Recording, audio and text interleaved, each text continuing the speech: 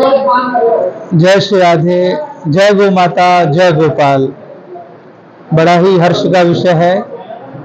हमारे प्राण आधार, प्राण आराध्य, उनकी भी आराध्या गौ माता, उनकी ही महिमा, उनका गुणगान, उनके भावों से ओतप्रोत एक यह सुंदर कार्यक्रम अपना श्री अग्रवन जो ब्रजमंडल का एक विशेष स्थल है आगरा, वहाँ 14 से 22 जुलाई तक होने जा रहा है, जिसमें गौ महिमा के अंतर्गत ही शिव महापुराण की कथा भी रहेगी एवं नित्य हमारे मानवीय कोई भी हो, मानव मात्र को गौ माता किस प्रकार से उपयोगी है, गौ माता किस प्रकार से हमारे लाभ में है आ सकती है, गौ माता किस प्रकार से हमें आरोग्य प्रदान करती है, गौ माता किस प्रकार से हमें भगवान को प्रदान करती है, उन सब की चर्चा इस कथा में होगी।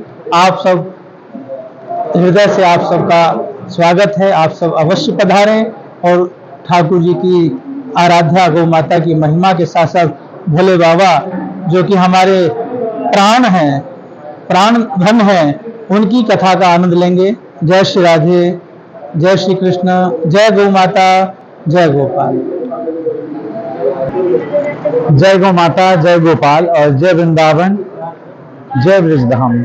गौ में महिमा महोत्सव और शिव पुराण कथा 14 से 22 जुलाई तक ये आगरा में है और सभी जो गाय के लिए तन मन धन से सहयोग करते हैं उनके द्वारा ये आयोजन है और उसमें सभी संतों के आशीर्वचन मिलेंगे, सभी का पदार्पण होगा और आपको बताया जाएगा कि जीवन में गाय कितनी जरूरी है। जैसे जब तक आपको ज्ञान नहीं होगा, कहते ना, जब तक जाने बिन होए न प्रीति थी, बिन प्रीति थी होए नहीं प्रीति। अब आपको बोध ही नहीं है कि हम संस्कृति के संस्कार कहाँ से लाएं, तो ये सब तो हमें भगवान की शरणागति में मिलते हैं। जैसे जब लोग हॉस्पिटल में रहते हैं और उनसे कहा जाता है कि दवाइयां असर नहीं कर रही हैं, तो आयुर्वेद तो भाई एक टाइम लेके ही असर करता है और फिर होता क्या है कि होम्योपैथी के रस होते हैं।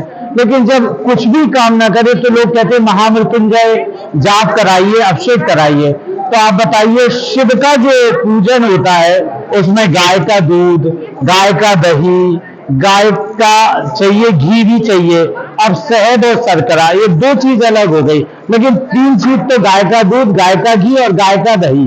तो ये जब गाय नहीं होगी तो शिव का पूजन कैसे होगा, और बिना पूजन के तो जब भी नहीं होगा।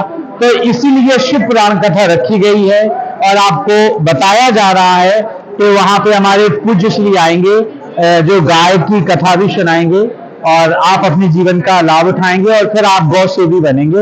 इसलिए जरूर पधारें, जरूर पधारें। मेरा नाम दिनेश फलाहारी है। गावो विश्व माता है, गौ विश्व माता है। इस गौ माता के कार्यक्रम में आप सभी जरूर पधारें और गौ माता पालने से, गौ माता में रहने से और गौ माता के आसपास वास करने से सैकड़ों बीमारियों का ऑटोमेटिकली दहन हो जाता है। गौ माता के दूध पीने से समस्त शरीर के रोगों का नष्ट हो जाता है। गौ माता के दूध में काली मिर्च पीने से आंखों की रोशनी वापस आ जाती है। गौ माता के मूत्र पीने से इन्फेक्शन खत्म हो जाता है। तो गौ माता के दूध में और गौ माता के मूत्र में सैकड़ों बीमारियों का इलाज है। इसलिए गावो विश्व माता, इसलिए गौ माता को विश्व की माता बोला गया है।